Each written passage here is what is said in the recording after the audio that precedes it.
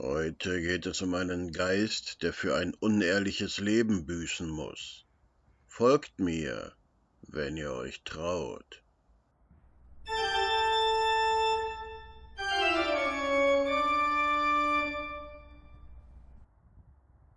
Willkommen, Freunde von Spukerscheinungen. Euer Totengräber befindet sich hier in einer der gruseligsten Gegenden Nordrhein-Westfalens, im Geisterwald der Davat. Unzählige Gruselgeschichten ranken sich um dieses Gebiet im Münsterland. So viele, dass ich mich entschlossen habe, eine ganze Reihe um diese Legenden zu machen. Dies ist der zweite Teil. Für diejenigen, die den ersten Teil verpasst haben, setze ich einen Link ans Ende dieses Videos. Wie gesagt, häufen sich hier Legenden über Hexen, den Teufel, Koboldwesen und Geister. Und um einen Geist geht es heute. Es ist eine der bekanntesten Geistersagen aus der Davat, obwohl der Geist eigentlich sehr harmlos ist. Vor allem gemessen an dem, was hier sonst alles rumspukt.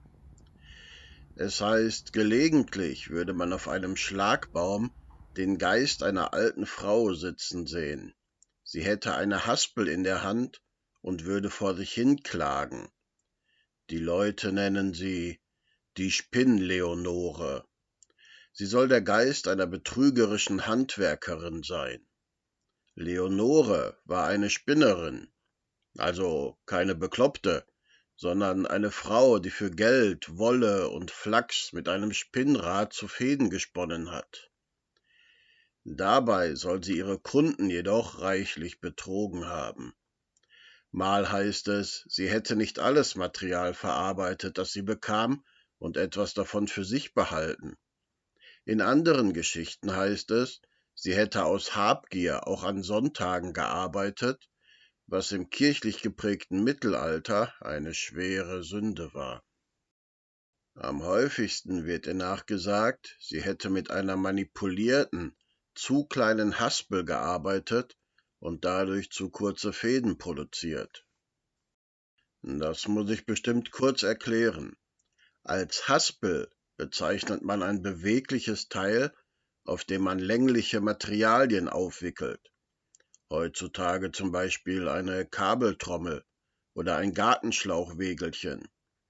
An einem Spinnrad wickelt die Haspel den Faden auf, der durch das Spinnen entsteht. Übrigens entstand so auch das Sprichwort, jemand hätte sich verhaspelt. Rutschte einer Spinnerin der Faden von der Haspel und sie musste die Arbeit unterbrechen, um den Faden zu entwirren, hatte sie sich verhaspelt. Verhaspelt sich jemand beim Sprechen, muss er auch den Satz unterbrechen und im Kopf ordnen. Aber zurück zu unserem Geist. Als Strafe für ihr unehrliches Wesen ging ihre Seele nicht ins Himmelreich ein, sondern war dazu verdammt, auf ewig in der Davat zu verbleiben. So sitzt der Geist der Spinnleonore auf ewig hier im Wald mit einer Haspel in der Hand und klagt. Angeblich sagt sie immer wieder so etwas wie kurzer Faden, schmales Laken, weil ihre Kunden natürlich aus den zu kurzen Fäden nur kleinere Stofflaken weben konnten. In den meisten Quellen ist überliefert, man könne die Spinnleonore am Hövelsteig sehen. Leider konnte ich keinerlei Orte oder Straßen dieses Namens ausfindig machen. Jedoch wurde im Gedenken an diese Sage eine Straße in Ascheberg Lenorenweg genannt. Vielen Dank, dass ihr mich in diese gruselige Gegend begleitet habt und gute Nacht.